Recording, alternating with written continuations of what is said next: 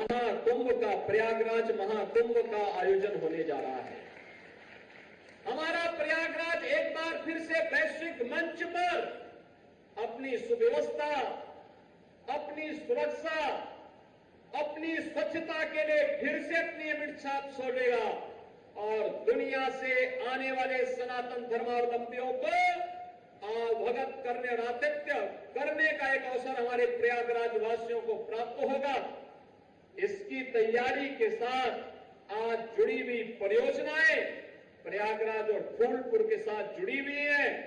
इसके लिए भी आप सबको मैं हृदय से बधाई देता हूं और अभी से तैयारी के लिए भी आह्वान करने के लिए आया हूं।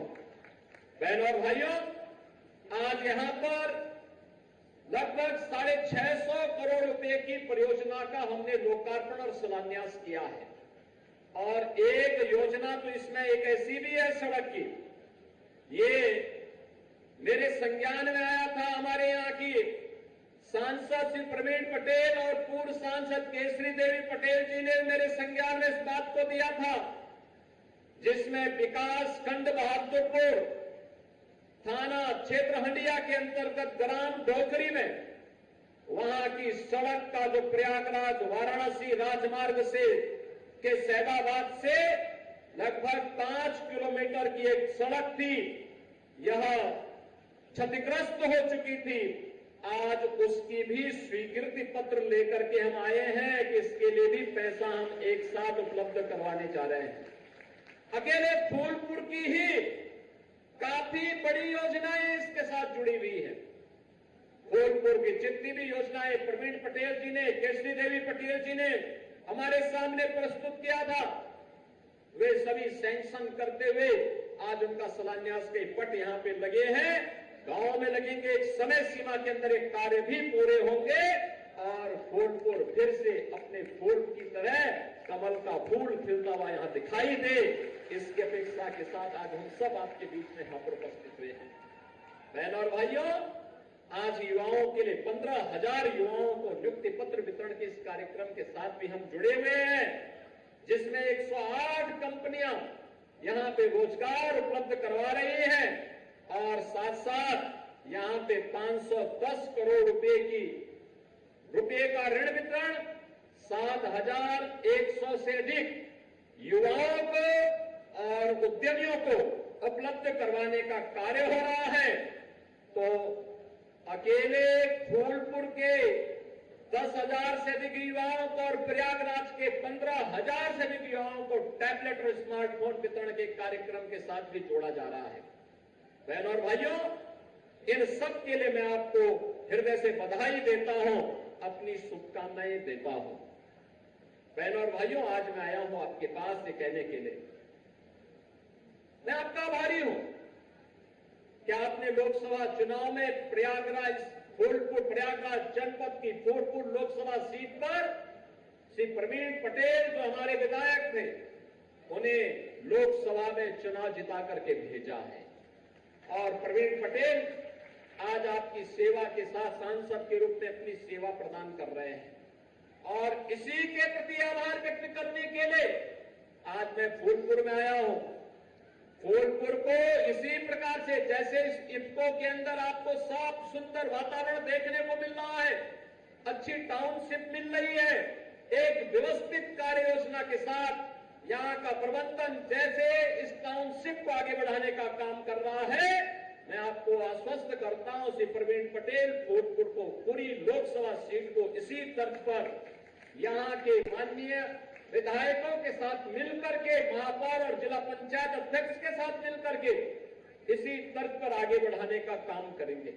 लेकिन उनको ताकत तो आपको भी देनी पड़ेगी, आपको भी देनी पड़ेगी।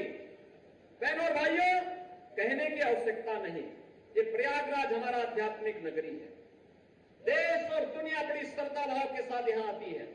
मां गंगा, मां यमुना और मां सरस्वती के इस त्रिवेणी में संगम में स्नान करके जन्म जन्मांतर को अपने पुण्यों के साथ जोड़ने का काम करती है। ऐसी पावन धरा जहां साक्षात भगवान प्रयागराज का दर्शन हमें प्राप्त होता है, द्वादश माधव का दर्शन प्राप्त होता है, उनका आशीर्वाद प्राप्त होता है। मां गंगा के असीम कृपा जिस क्षेत्र पर बनी रहती है, वह क्षेत्र जो सनातन धर्मावलंबियों का वैदिक कालखंड से ही सरदार आस्था का केंद्र बिंदु रहा है, जिस केंद्र में दुनिया की सबसे प्राचीन गुरुकुल महर्षि भारद्वाज ने जिस प्रयागराज में स्थापित की थी, उस प्रयागराज के सामने पहचान का संकट किसने खड़ा कर दिया था? किसने खड़ा किया था? ये जो जाति जाति के नाम पे लड़ाने वाले लोग हैं ना, आज जो कह रहे हैं, तमाम प्रकार की बात कर रहे हैं, तमाम प्रकार की बड़ी बड़ी उद्घोषणा अपनी मनबड़ाई में करने का फिर से दुस्साहस कर रहे हैं। क्या ये सच नहीं है? क्या ये सच नहीं है? ये वही लोग हैं जो टीपू आज सुल्तान बनने का ख्वाब फिर से देख रहे हैं। बहनों और भाइयों, यही टीपू थे जो माफिया के सामने नाक रगड़ करके आपके सामने पहचान का संकट खड़ा करते थे। क्या ये सच नहीं है?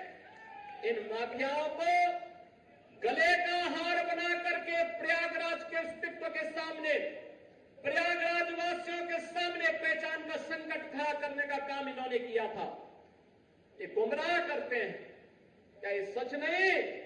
इन्हीं माफियाओं ने राजू पाल की हत्या की थी। राजू पाल एक गरीब परिवार से थे।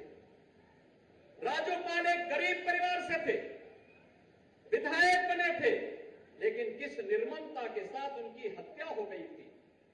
उस समय इन्हें याद नहीं आ रहा था पीटीए, राजू पाल मार दिए गए, लेकिन इनको अपनी कुर्सी की चिंता थी। तब इनको अपनी कुर्सी की चिंता थी। तब राजू पाल जैसे गरीब मारे जाते हैं, उमेश पाल जैसे मारे जाते हैं। हम लोगों ने तो कहा कि अपराध और अपराधियों को बख्शेंगे नहीं, जीरो टॉलरेंस की नीति के तहत सरकार कार्य करेगी। हम सुरक्षा सबको देंगे, सम्मान सबको देंगे, विकास सबका करेंगे। लेकिन अगर किसी ने किसी बेटी वहां चलती हुई बेटी पर हाथ डालने का दुस्साहस किया, उसके हाथ अलग होंगे, पैर अलग होंगे, जरूर करवा देंगे। हर बेटी को सुरक्षा प्रदान करना ये सरकार का दायित्व है और सरकार अपने इस दायित्व का निर्वहन करेगी, किसी भी हद तक जाकर के करेगी। हर व्यापारी को सुरक्षा प्रदान करना हमारा कार्य है और सरकार किसी भी हद तक जाकर के सुरक्षा भी देगी, उन्हें सम्मान भी देगी। हर नागरिक को सुरक्षा प्रदान करना, हर बहन और हर बेटी की सुरक्षा करना इस सरकार का कार्य है, सरकार उसको भी करेगी। और तब भी मैंने कहा था, माफिया अगर सिर उठाने का दुस्साहस करेगा तो उसको मिट्टी में मिलाने का काम भी सरकार करेगी। और बहनों और भाइयों, आज मैं आपसे कहने के लिए आया हूं, ये जो बड़ी बड़ी घोषणाएं कर रहे हैं, ये वही लोग हैं जिन माफियाओं के सामने आज कभी नाक रगड़ा करते थे, उनके सामने, दंगाइयों के सामने नाक रगड़ा करते थे। अरे बुलडोजर चलाने के लिए हिम्मत चाहिए, हिम्मत। ये दंगाइयों के सामने और माफियाओं के सामने नाक रगड़ने वाले बुलडोजर क्या चलाएंगे? बुलडोजर को देख करके इनको वैसे ही हार्ट अटैक हो जाएगा। ये लोग नहीं झेल पाएंगे इन बातों को। लेकिन बहनों और भाइयों, मैं आया हूं आपके सामने, ये मंच आया है आपके सामने आपको आश्वस्त करने के लिए। कुंभ आपने 2013 में भी देखा होगा और कुंभ का आयोजन 2019 में भी देखा होगा। 2013 में जो भी आया होगा, संकल्प लेके गया कि दोबारा इस प्रकार की दुर्व्यवस्था में नहीं आऊंगा। लेकिन आदरणीय प्रधानमंत्री मोदी जी के मार्गदर्शन और नेतृत्व में जब 2019 में प्रयागराज कुंभ हुआ, मंत्रिमंडल के मेरे सहयोगियों ने, यहां के माननीय जनप्रतिनिधियों ने, माननीय सांसद प्रोफेसर रीता बोगड़ा जोशी, श्रीमती केसरी देवी पटेल, महापौर, यहां पर उस समय की महापौर ने, और साथ साथ यहां के हमारे स्वास्थ्य मंत्री उस समय के श्री सिद्धार्थनाथ सिंह, श्री नंदगोपाल गुप्ता नंदी जी, इन सभी लोगों ने मिलकर के, यहां के माननीय विधायकों ने, सबने मिलकर के अथक परिश्रम किया और परिणाम क्या रहा? 2019 में कुंभ कैसे होता है, प्रयागराज ने बता दिया। कुंभ स्वच्छता, सुरक्षा और सुव्यवस्था का एक मॉडल होता है। प्रयागराज का सम्मान दुनिया के अंदर बढ़ा था। और बहनों और भाइयों, उसी सम्मान को बहाल करने के लिए आज हम फिर आपके पास आए, आपसे कहने के लिए अच्छा काम करते हैं, व्यक्ति को भी सम्मान मिलता है और साथ साथ हमारे शहर को भी, हमारे जनपद को भी एक नई पहचान मिलती है। जब अच्छा काम करते हैं, आप दुनिया के अंदर कहीं जाएंगे, कहेंगे मैं प्रयागराज से हूं, फूलपुर से हूं, लोग सम्मान देंगे। लेकिन बहनों और भाइयों, क्या ये सम्मान उत्तर प्रदेश वासियों को, प्रयागराज वासियों को 2017 के पहले भी मिलता था क्या? 2017 के पहले तो कहीं जाते थे, लोग पूछते थे कहां से आए हैं। अगर कोई कह दे कि यूपी से है, प्रयागराज से हैं, गोरखपुर से हैं, तो उस समय लोग बड़ी हेत इससे देखते थे, हटा देते थे, कहते थे ठीक है आप जाइए भैया। लोगों को लगता था पता नहीं किस वेश से आया है, क्यों आया है। यानी होटल और धर्मशाला में भी कहीं कमरा नहीं मिलता था देश में। ये पहचान का संकट इन्हीं लोगों ने खड़ा किया था, जो आज पीडीए के नाम पर आपको गुमराह करने के लिए आए हैं।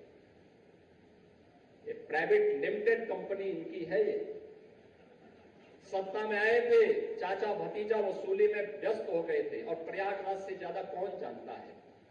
यहां उनके पोस्टर लगते थे, कौन कौन लोगों को आयोगों के अध्यक्ष बना दिए थे, और आयोग के अध्यक्ष किस प्रकार के मस्त हो गए थे लूट करने में, इन नौजवानों के भविष्य के साथ खिलवाड़ करने में। हम लोगों ने तो कहा कि अगर नौजवान के भविष्य के साथ कोई खिलवाड़ करेगा, उसकी जगह जेल होगी, जेल। कोई भी युवा के साथ खिलवाड़ नहीं कर सकता है, और जो करेगा जेल भी भेजेंगे, संपत्ति को जब्त भी करेंगे, और फिर जैसे प्रयागराज में माफिया की जमीन पर कब्जा से मुक्त करवा करके गरीबों के आवास बनाए गए हैं, ऐसे ही आवास भी बनाएंगे, महिला संरक्षण गृह भी बनाएंगे, और समाज के अलग अलग तबके के लिए भी आवास की सुविधाएं उपलब्ध करवाने का काम कराएंगे। बहनों और भाइयों, कार्य करने के लिए नेक नियत चाहिए, सरकार की स्पष्ट नीति चाहिए, कार्य करने का एक जज्बा होना चाहिए, चुनौतियों से सम और विषम परिस्थितियों में लड़ने का, आगे बढ़ने का एक जज्बा होना चाहिए। याद करिए 2017 के पहले उत्तर प्रदेश एक बीमारू राज्य हो गया था, न युवाओं को नौकरी मिलती थी, न रोजगार मिलता था, न कोई निवेश करने के लिए आता था, अन्नदाता किसान आत्महत्या कर रहा था, बेटी सुरक्षित नहीं थी, व्यापारी का सम्मान भी नहीं था और उसको सुरक्षा भी नहीं थी, समाज का कोई तबका खुशहाल नहीं था, दंगे होते थे, बड़े बड़े दंगे होते थे, महीनों महीनों तक दंगे चलते थे। आपने 7.5 वर्ष में कहीं दंगे का नाम सुना है क्या? कहीं दंगा हुआ है क्या? और कोई दंगा कर पाएगा क्या? दंगा करने की कीमत क्या होगी है? ये उल्टे पोस्टर जब टंगेंगे ना शहर शहर में, और फिर उनसे वसूली होगी 7 पीढ़ियों तक की, ये सारी संपत्ति वसूली होगी। अच्छे अच्छे दंगाई दंगा करना भूल गए हैं। अच्छे खासे जो पहले माफिया सत्ता को संचालित करते थे, इस समाजवादी पार्टी की सरकार को, कांग्रेस की सरकार को जो माफिया संचालित करते थे, उन माफियाओं की पैंट गीली होती हुई भी आप लोगों ने देखी होगी, कैसे गिड़गिड़ाते थे। बहनों और भाइयों, ये माफिया समाज का कोड है, कोड। जब तक आप इसको निकाल बाहर नहीं करेंगे, तब तक वर्तमान और भविष्य ये लोग लगातार आपका खराब करते रहेंगे। और इसलिए लड़ने का एक जज्बा, जैसे सरकार लड़ रही है, ऐसे ही हम सबको लड़ना होगा। मेरे लिए आज प्रयागराज आना बहुत महत्वपूर्ण है, फूलपुर में आना महत्वपूर्ण इसलिए भी है कि लगातार हमारा व्यावसायिक और तकनीकी शिक्षा विभाग, स्किल डेवलपमेंट विभाग, श्रम और सेवायोजन विभाग के माध्यम से जो रोजगार मेले के क्रम लगे, कहीं मैं गया हूं, कहीं डिप्टी सीएम केशव प्रसाद मौर्य जी गए, सीएम श्री ब्रजेश पाठक जी गए हैं, कहीं पर जल शक्ति मंत्री श्री स्वतंत्र देव सिंह गए हैं, कहीं पर कृषि मंत्री श्री सूर्य प्रताप शाही जी गए हैं, और कहीं पर मुझे भी आने का अवसर प्राप्त हुआ है। और मुझे प्रसन्नता होती है जब हमारा युवा नौकरी और रोजगार के लिए कहता है कि हमें नौकरी भी चाहिए, मैं अपनी शिक्षा को भी आगे बढ़ाऊंगा, मैं मां बाप पर बोझ नहीं बनूंगा। यह अच्छी बात है और इसीलिए सरकार ने आपके लिए व्यवस्था की है सीएम इंटर्नशिप की स्कीम। प्रधानमंत्री जी ने घोषणा की है पीएम इंटर्नशिप की स्कीम। कोई भी उद्यम, कोई भी इंस्टीट्यूशन, कोई भी उद्योग, अगर किसी पढ़ने वाले कोई नौजवान ग्रेजुएशन कर रहा है, फाइनल ईयर है, पढ़ाई के साथ साथ नौकरी करना चाहता है, आधा मानदेय वह इंस्टीट्यूशन या उद्योग देगा, आधा सरकार देगी और सर्टिफिकेट मिलने के बाद फिर उसका प्लेसमेंट की गारंटी होगी। एमएसएमई विभाग के हमारे मंत्री यहां पर हैं श्री राकेश सचान जी, इनके द्वारा एमएसएमई विभाग में 10 लाख युवाओं के लिए एक नई योजना प्रारंभ हो रही है, मुख्यमंत्री युवा उद्यमी की। मुख्यमंत्री युवा उद्यमी के माध्यम से 10 लाख नए उद्यम लगाने हैं और हम लोग पहले चरण में 5 लाख और दूसरे चरण में 10 लाख ब्याज मुक्त ऋण देंगे। बैंक का जितना भी उसमें ब्याज आएगा सब सरकार बढ़ेगी, आप केवल मुनाफा कमाते जाइए। ये ऋण युवाओं को तो मिलेगा लेकिन नंदी जी को नहीं मिलेगा, क्योंकि ये अब युवा नहीं, ये बुजुर्ग की तरफ बढ़ रहे हैं आगे। बहनों और भाइयों, इसलिए मैं आप सबसे कहूंगा आप ट्रेनिंग ले सकते हैं। नंदी जी के पास एक अनुभव है, यहां पे मैं देख रहा हूं तमाम ऐसे उद्यमी आए हैं जिनको मैन पावर चाहिए, अच्छा मैन पावर चाहिए। वे लोग बताएंगे, स्किल डेवलपमेंट विभाग बता रहा है और हमें एक हमारे पास करने की इच्छा शक्ति होनी चाहिए। नंदी जी ने भी जब काम प्रारंभ किया होगा, बहुत छोटे से काम प्रारंभ किया होगा, आज उनका कार्य का विस्तार हुआ, उन्होंने अपने कार्य का विस्तार दिया। सीख करके जज्बा होना चाहिए, कार्य करने की एक ललक होनी चाहिए और ये छोटी सी पूंजी बाद में बड़ी पूंजी बनती है। सरकार उसमें सपोर्ट कर दे तो वही बाद में अपना एक नया स्टार्टअप स्थापित कर सकता है, एंटरप्रेन्योर बन सकता है, वही बाद में उद्योगपति बन सकता है, वही फिर किसी एक फील्ड का बादशाह बन सकता है और फिर उसकी टूटी बोलती भी दिखाई देगी। मेहनत से कमाया गया पैसा फलता फूलता भी है, लंबे समय तक पीढ़ियों को यशस्वी बनाता है और सही मार्ग का अनुसरण करते हुए हम कार्यक्रमों को आगे बढ़ाते हैं। और मुझे प्रसन्नता हुई 15,000 युवा एक साथ यहां पे नौकरी और रोजगार प्राप्त कर रहा है। आज बहनों भाइयों, इससे पहले मैं लखनऊ में 12 विभागों के 1300 नौजवानों को, 1374 नौजवानों को हम वहां पे सरकारी नियुक्ति पत्र देकर के आए हैं। और मैं आपको आश्वस्त करने जा रहा हूं, अभी आपने देखा होगा 23, 24, 25, 30 और 31 अगस्त को 60,200 से अधिक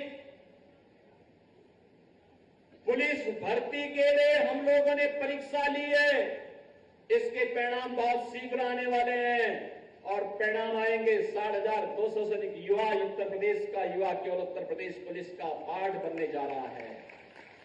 60,200 ये बनेंगे और जैसे ये भर्ती पूरी होगी फिर से 40 से लेके 45,000 नई भर्ती फिर से आ जाएगी। अकेले अधीनस्थ सेवा चयन आयोग के माध्यम से हम लोग लगभग 40,000 युवाओं को तो अब सर्टिफिकेट देने के क्रम में, नियुक्ति पत्र देने के क्रम में सरकारी नौकरी में आगे बढ़ रहे हैं। आप नोट करिए कितने बड़ी संख्या में, और फिर इतने ही और भर्ती के रियाचन उनको हम देने जा रहे हैं कि युवाओं को नौकरी दो। उत्तर प्रदेश में नौकरी की कमी नहीं होगी। आज हमारा उत्तर प्रदेश रेवेन्यू सरप्लस प्रदेश है। शिक्षा आयोग का गठन हो चुका है, शिक्षा आयोग कार्य करने जा रहा है। बेसिक, माध्यमिक, उच्च, तकनीकी, व्यावसायिक, मेडिकल एजुकेशन में बहनों और भाइयों, 60,000 से अधिक नियुक्तियां इंतजार कर रही हैं। वहां पर भी बड़ी पैमाने पर नियुक्ति की प्रक्रिया, अलग अलग विभागों में नियुक्ति की प्रक्रिया धड़ल्ले से आगे बढ़ेगी। और अब माफिया नहीं, अब दंगाई नहीं, यूपी सुरक्षा का मॉडल प्रदेश बन चुका है। उत्तर प्रदेश आज निवेश का, इन्वेस्टमेंट का सबसे ड्रीम डेस्टिनेशन बना है। सबसे अच्छा निवेश आज यूपी के अंदर हुआ है। 40 लाख करोड़ रुपए की निवेश की परियोजनाएं हमें मिली हैं। और ये 40 लाख करोड़ का मतलब 1.5 करोड़ नौजवान को सीधे सीधे नौकरी। ये भी तो प्रयागराज में तैयारी कर रहे हैं युवाओं के लिए। लखनऊ में, प्रदेश के अलग अलग जनपदों में मैं अभी नियुक्ति पत्र दे रहा था। जब मैं लखनऊ में नियुक्ति पत्र दे रहा था, उसमें कौशाम्बी के भी नौजवान थे, फतेहपुर के भी थे, सोनभद्र के भी थे, मिर्जापुर के भी थे, चित्रकूट के भी थे, चंदौली के भी थे, भदोही के भी थे, बिजनौर के भी थे, सहारनपुर के भी थे, ललितपुर के भी थे और महोबा के भी थे। हर कोने से आज युवा भर्ती हो रहा है, उसको नौकरी मिल रही है। और पहले तो चाचा भतीजे के द्वारा कैसी लूट मचाई जाती थी कि जा करके वसूली करते थे, एरिया बांट दिए जाते थे। किधर चाचा जाएगा, कहीं भतीजा, कहां भतीजा जाएगा, कहां पर दूसरा भतीजा जाएगा, कहां पर, ये सब महाभारत के रिश्ते एक साथ टूट पड़ते थे। अलग अलग जनपद और कमिश्नरी बांट दी जाती थी, वसूली करते थे। और बाद में जब वसूली में कम और ज्यादा होता था तो चाचा को धक्का देकर बाहर कर दिया जाता था। बहनों और भाइयों, अब ऐसा नहीं होगा। यूपी में अब कोई वसूली नहीं कर सकता है। यूपी के युवाओं के भविष्य के साथ कोई खिलवाड़ नहीं कर सकता है। आज यूपी रेवेन्यू सरप्लस प्रदेश बन चुका है। जो उत्तर प्रदेश बीमारू राज्य था, आज भारत के विकास का ग्रोथ इंजन बन चुका है। आज उत्तर प्रदेश देश की दूसरी नंबर 2 की अर्थव्यवस्था बन चुका है। और उत्तर प्रदेश को अपनी इस युवा ताकत के बल पर हमें अगले 3 से 4 वर्ष में नंबर 1 की अर्थव्यवस्था बनाना, देश की नंबर 1 की अर्थव्यवस्था।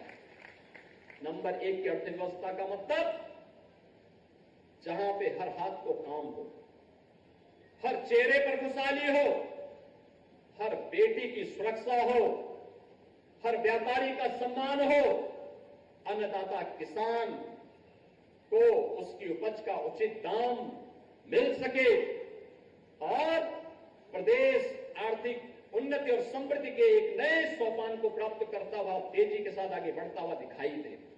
और उस क्रम में आज हम आगे बढ़ चुके हैं। बहनों और भाइयों, मैं आज के इस अवसर पर आप सबसे यह अपील करूंगा, ये विकास की योजनाएं हमें तभी, हमारे लिए तभी उपयोगी हो सकती है जब सुरक्षा होगा, जब समृद्धि के नए सोपान की तरफ हम आगे बढ़ेंगे। और याद रखना, कोई ऐसी गलती मत करना जो पुराने समय के उस स्वप्न को फिर से आपके सामने उस प्रकार का पहचान का संकट खड़ा करने वाले फिर से आपको धमकी देते हुए, लूट खसोट करते हुए, अराजकता फैलाते हुए दिखाई दे। कतई नहीं, इस प्रकार की स्थिति नहीं आने देनी है। इसी के लिए आज मैं फूलपुर में आया हूं। मैं एक बार फिर से श्री प्रवीण पटेल जी को सांसद बनाने के लिए फूलपुर की जनता का हृदय से मैं धन्यवाद ज्ञापित करता हूं। आप सभी का अभिनंदन करता हूं। नियुक्ति पत्र, लोन, स्मार्टफोन प्राप्त करने वाले युवाओं को बधाई देता हूं और प्रयागराज को इन योजनाओं की और फूलपुर को खासतौर पर इन योजनाओं की हृदय से बधाई देते हुए अपनी शुभकामनाएं देता हूं। धन्यवाद। जय हिंद।